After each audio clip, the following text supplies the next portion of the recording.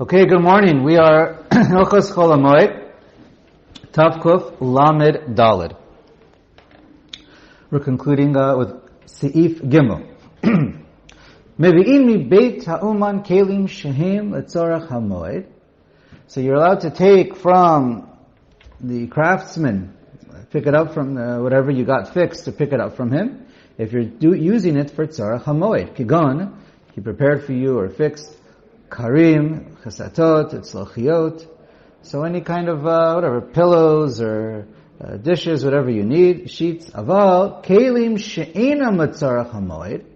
But items that you don't need for tzarach hamoed, kigon macharesha for plowing, ot semer mi beit hatzaba, or now you have fresh wool that's been dyed. Ein mevi'in, we're not allowed to bring them. Okay. Right. We just read you're allowed to bring them if you need them. Right. Okay. Now, if the uman doesn't have anything to eat, so then notin lo scharo umanichan etzlo. So then you're allowed to pay him to do the job. You're allowed to give and bring it to him. V'im eno ma'amino. Now, when he's finished, and if you don't trust him, so then manichan bebayit hasamuch lo. Then when you pick it up, you put it at the house next to him. In other words, you don't trust him with it, so you want to take it away from him. That's fine.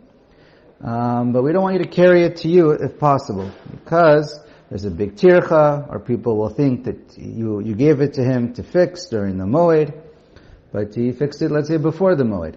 V'im choshesh, shema yiganvu. But if you're afraid that if you leave it next door in someone else's house or somewhere else, it'll get stolen, or something will happen, then mefanan lechatzer acheret, then you're allowed to even bring it to a different chatzer, and even avalo yivem lebeito ela betzina. You could even bring it to your home if that's the only way to protect it, but then do it betzina. I don't know, have it covered up in a bag, in a shirt, under your clothing or something, where it's not obvious, so that it doesn't look like you did it on Yom Tov. Okay. Fine. Let's go to Taf Kuf Lamed Hey.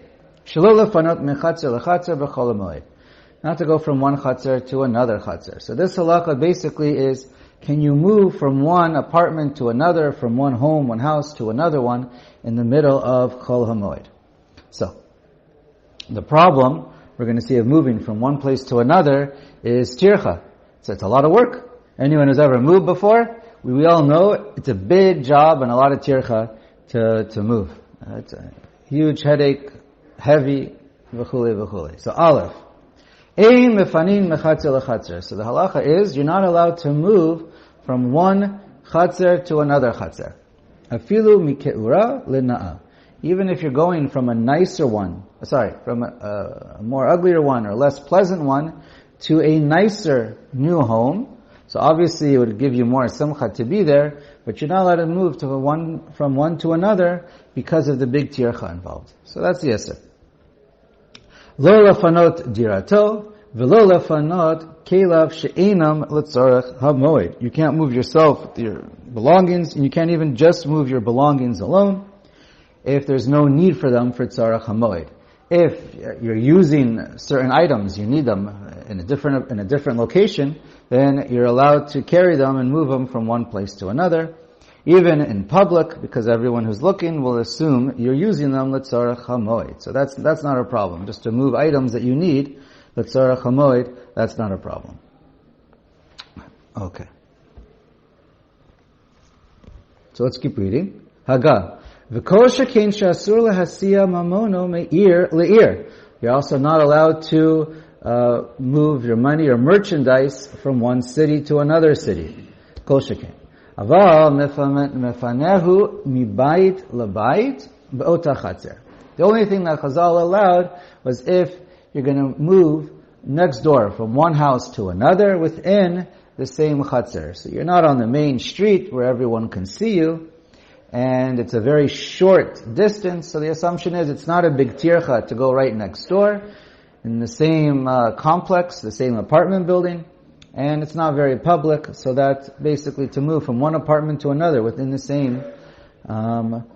same building and very possibly the same complex. That would be okay. V'im ein abatim petuchim l'chatzer el l'mavoi. But if the houses are open up, doesn't open up into like a hallway, like in an apartment building, or into one chatzer, or just a little area that's communal, or a parking lot. But it's chatzer el l'mavoi. So it's a relatively open place where many people see you. It's like a mini street. So then, in this case, some are matir if the two houses are right next door, even though you're going to be going through a small thoroughfare, an alley, or a mavoi. But it's already it's an in between. It's not a Rosh Hashanah and it's not the same chatzir. Okay. Haga. V'im mityari machamat geneva bechatzer shedarsha mutar afilu mechatzer lechatzer hamishtamer. Now, if you're afraid to stay where you are, sakana, people are going to steal from you, cases like that. So then, or obviously if your lease is up and you have to get onto the street, so your landlord is kicking you out because the lease is over, so in those cases, obviously, then you are allowed to. Even from chatzir to chatzir, and even to go from one city to another city, because one of the main principles we learn is anything that's davar ha'aved is mutter. So again, it depends on because of this general rule. But davar ha'aved is mutter. There's always going to be cases where it might be aser. We're going to get into that. But in general, that's the rule. So that applies over here.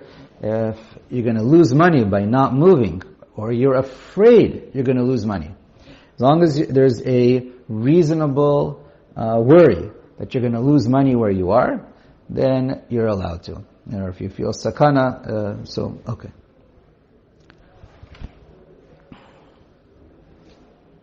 Fine, I think we will continue. Bet. Yesh on matirin lefanot michatzer shel acher lechatzer shelo v'afilu mina'a lekeura. So this is the halacha. The Shulchan Aruch writes. There are some who point out. I think it's Tosfos. He says the rush from the Yerushalmi. Okay, Gemara in Yerushalmi. So it says you're allowed to go. You're allowed to, it might be in Tosfos, but anyways, you're allowed to go from a chatzir of someone else. In other words, you're allowed to go from if you're renting and you're living in someone else's apartment or house, and you bought your own and you're able to move, even if you live in a nicer one and your house is not so nice, or it's smaller or whatever it is, it's older, the one that you bought, you're allowed to move. So to sum it up, to go from one rented apartment to another rented apartment in general is aser. To go from your own home to your own home, that's generally going to be aser. But to go from somewhere where it's not yours to somewhere where it is yours, so the general rule will be that it is 100% mutter. Okay. Right, we assume because it's a simcha for someone to live in a place that belongs to him, and therefore you're allowed to. And okay, so that's basically the situation. Now, if you're able to move from, let's say, a 3-bedroom to a 4-bedroom, and you're renting both, or they're both your own, so that generally is also going to be aser. It has to be where it's going from somewhere where it's not yours to where it is yours. That's the general rule. And so too, if a person is, let's say he's staying by somebody, and it's very tight and very uncomfortable, and he's able to get to another place, so then that may also be mutter. If you have your own space and you're fairly comfortable, then it's generally aser. But if it's where it's extremely uncomfortable where you are, then it's probably going to be mutter. Yeah, okay. Even if you don't own the new place, but you just where you are right now is not tolerable. Okay. Fine. Anyways, case specific. Also, if one's, okay, we'll go on. Another case to bring down is if you're living among the non-Jews and you want to go to a Jewish neighborhood, so that could also be mutter. Okay. Last case over here, last eve. Hazevel shebechatzer asur lahotzi. Now, this is generally referring to like fertilizer you have in your chatzer, you have some from the animals. So in general, you're not allowed to take it out to remove it. Because again, all these things are tircha. Ella yisalkenu lisadim. Just push it to the side. Alright? You can still use your chatzer, the fertilizer or whatever comes from the animals, you push it to the side and it's not a big deal. But if it became so much where it's like your whole chatzer gets it's taken over and it's very uncomfortable and it's basically took over your yard. Motzino tole ashva. So then you're allowed to properly collect it, whatever you normally do, and remove it completely. L'maisa, nowadays, if you have garbage bags in your home, the poskim say it's okay. Rav Elyashiv, yeah. I don't want to get into all Hilchos Shabbos. There is a discussion that some say about muksa, but generally, since you remove it, we consider it like a geref shalrei, and since it's something that's disgusting, that's going to start smelling in your house, you're allowed to take it out, even if it might be considered a muksa. So anyways, but for the Hilchos of Chol Hamoed, it's not considered a tircha, it's just in a plastic bag, you just throw it out, it's no big deal. And so that's Rav Elyashiv and others quoted for saying that. So anyways, even if it's in your yard, just to throw out some garbage, that's not a problem. The case that Chazal had an issue with was if start gathering up all this, the fertilizer around the yard, and to collect it and then throw it out, it was a much bigger asek. But here in our own personal yards or homes, that's not going to be an issue. Okay, Tafkuf Lamed Vav.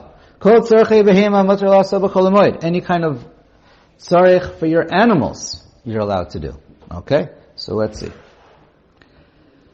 Aleph, mi shetzarich larkov b'moed letayel. A person wants to ride his animal. Now we all have a horse in our backyard, so you want to get on and ride and go somewhere, just for fun, to travel in the neighborhood.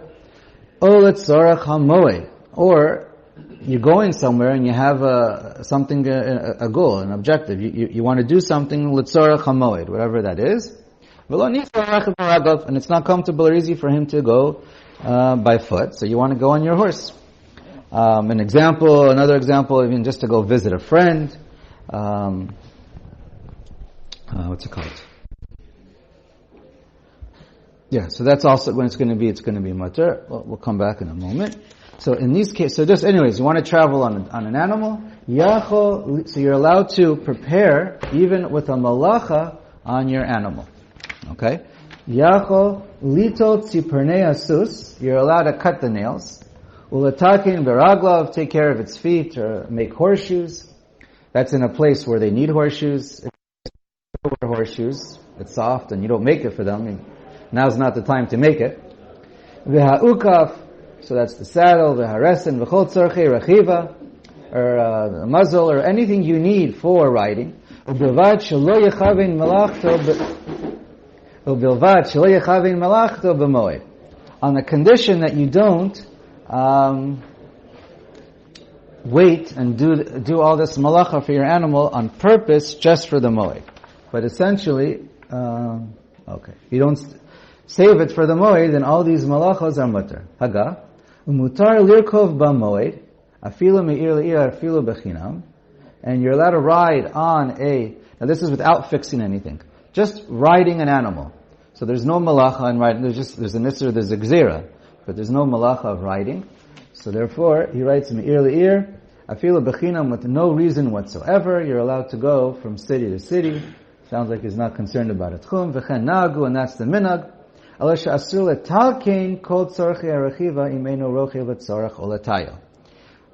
most people, you're going to have some kind of a tzorach or a letayo if you're doing something, but even if there's none whatsoever, it would still be mutter to ride on an animal, because there's no malacha, nothing's being done.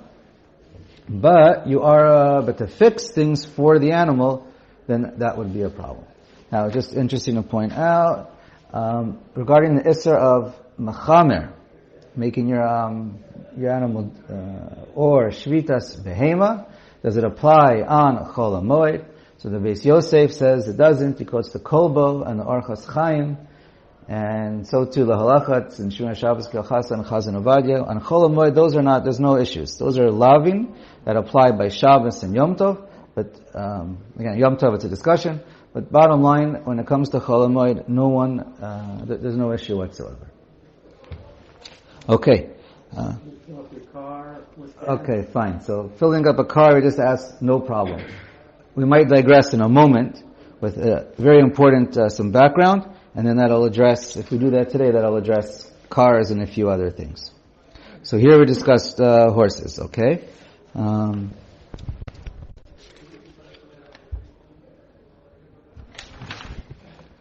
Okay, I think we basically said all this. Fine. Let's read one more. Maybe let's finish this siman, and then we'll go over some stuff. Bet. Mutar lisrok hasus kedei liapoto. Now, you see over here, you're allowed, so the halakha, everyone agrees, you're allowed to comb your horse, no problem, in order to make it look better. Now the reason why it's mutar, there's a couple different reasons. Either just so that it only it looks better, and it's part of tzorchei rechiva. You don't want to go with an ugly looking horse, and so therefore it's okay. And even if you know when you take the comb, and you're going to for sure pull hairs out with the psik reisha, also you see, it's 100% mutter. It's not such an issue on Chol Hamoed like it is by Shabbos and Yom Tov. So that's okay. Another reason they give is it might be a little bit of for the health of the horse. But here you see, even if it's just to make your horse look better, you're allowed to, and that's part of the tzorach hamoed, and it's all part of tzorach of riding the animal for the tzorach hamoed. Gimel, ein marbiin behema b'moed. This is the right term is having your animals mate for offspring.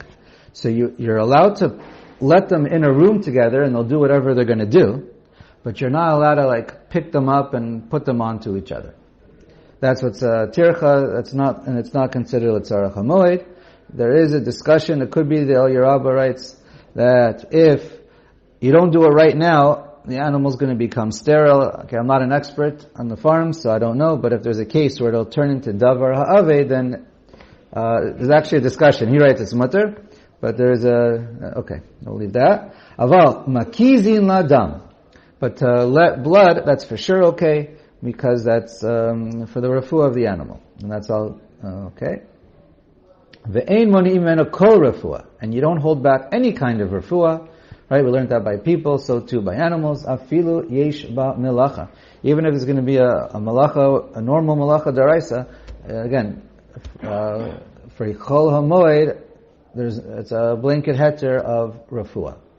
There are some who would be machmer just for very, very minor, michush. Something bothers you a little bit.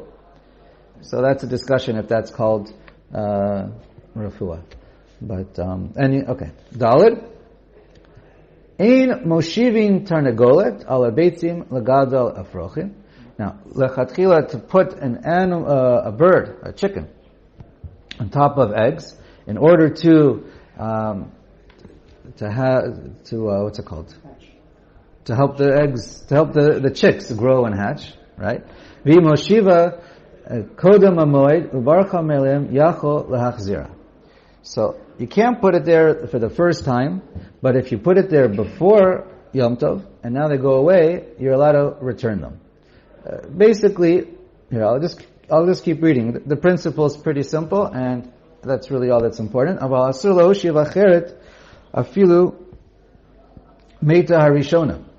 you're allowed to put it back if it was already there, and even if the original chicken or the mother is not available, then you're allowed to replace it with another one, because it'll save the chicks.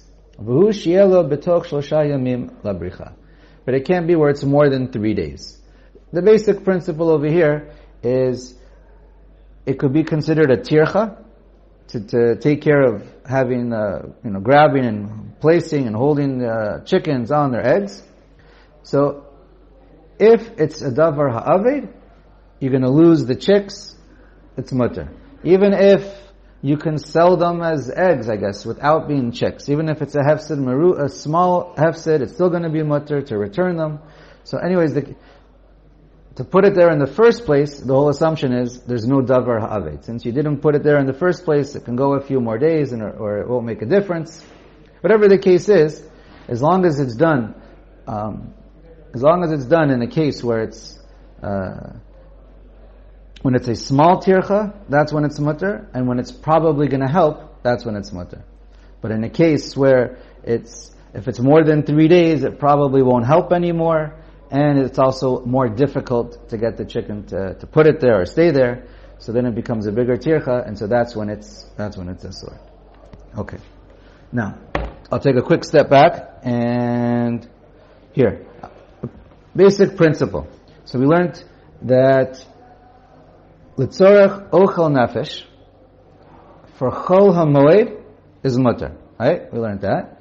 And if it's ochel nefesh, not only is it mutter to do even what you might consider a malacha, you're allowed to do it even if there's a tircha yasera, it's a big job, and even with a maisa uman. So that's important. And I'll just add that the Rizbah points out that many times it's tzorech haguf, something you need for your body. Perhaps glasses that break, or jewelry for women, even glasses for jewelry that's worn for aesthetic reasons. So these cases he calls them it's tzorech haguf, and he says for the halachos of Chol Hamoed, tzorech haguf also is like ochel nefesh. In other words, Chazal weren't goes there and it's mutter. So again, anything that's ochel nefesh, you can even fix it with tircha yasira, even with a maisa uman, and fine. Now, if it's just letzorach hamoed, and there's no food at all involved, so then the general rule is even for a malacha, we say it's mutter, if it's letzorach hamoed. However, it has to be a maisa hedyot, but to do it without a big tircha. In general, the rule is to fix something just for the purposes of tzorach hamoed, but not ochel nefesh. The general rule would be it's asur to do it if it's going to be a big tircha, or you need a maisa uman to do it. The major exception, obviously, will be if it's a davar ha'aved, and then it's mutter even with a maisa uman, even if it's tircha maruba. And the other heter can be, some poskim bring it up. It's not really mentioned so much in the earlier poskim, but some of the later achronim mention this, agmas nefesh. If it's going to be extremely difficult for the person, so then sometimes things are poskim are mekel, and again, how do you quantify agmas nefesh, and does it go under could perhaps be under the category of refuah or davar ha'aved, because it's a big loss if a person can't function and has tremendous agmas nefesh. Okay, so how is this relevant? So, you know what, this will take a couple minutes. Go over or tomorrow? Tomorrow? Okay, so tomorrow, based on what we just read, and it's going to be important for all the next seifim, simanim that are important, we're going to go over a little bit about getting things fixed, including how it relates to davar aved, appliances, cars, etc.